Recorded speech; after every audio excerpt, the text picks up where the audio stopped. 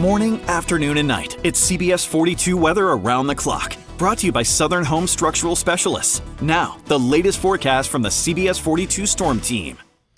And happy Saturday evening. I'm Storm Team Meteorologist Jacob Woods, joining you here on the start of a very nice holiday weekend. We are tracking some rain as we go into Labor Day. We'll talk more about it here in just a moment. But for the rest of this Saturday evening, perfect weather here, mostly clear skies, turning a bit more partly cloudy going into the overnight with temperatures falling into the upper 60s. We'll bottom out around 65 degrees and overall mostly clear until we get to early Sunday morning. And those higher clouds that drift in here will likely keep many of us from falling into the upper 50s. So the lower temperatures will find from places like Double Springs over to Talladega, Lineville, where there'll be around 61 to 62, 63, and then places like Tuscaloosa back towards Mountainville, Carrollton, Utah, sitting in the middle to even upper 60s with temperatures there close to around 65 to 67. So a cool, comfortable start to the day. Temperatures get into the upper 80s for Sunday afternoon, more of a filtered sunshine compared to what we saw on Saturday, so not nearly as kind of abundant of those rays of sunshine coming down on us. And then once we go into Monday, we're watching around a 40% chance of some hit and miss showers and storms, but I'll show you it's really confined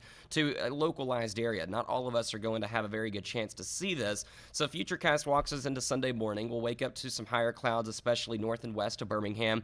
The only coverage that we're looking at here for the rain on Sunday afternoon is what you're looking at here. A few specks of green, so if anything forms, it would be very brief. It would be very light, and we're not looking at hardly any measurable rainfall. So that's the good news. That's why the rain chance only around 20% or less for Sunday. Once we go into Monday morning, this is where we'll start out a little bit warmer, mix of sun and clouds, just a tad bit more humid on Monday as well. Temperatures getting into the middle to upper 80s, but I do think we're going to have a lot of showers and storms that form northwest of Birmingham, kind of below the anvil or the top of those storm clouds kind of overhead, and that may give us more of that high cloud over stratus deck kind of forming overhead. That's going to keep those temperatures, I think, just a little cooler than what we see here going into at least today and then on Sunday. But notice any of the showers and storms that pop up mostly along the I-22 corridor, places like Coleman, Double Springs, Jasper, Hamilton, Fayette.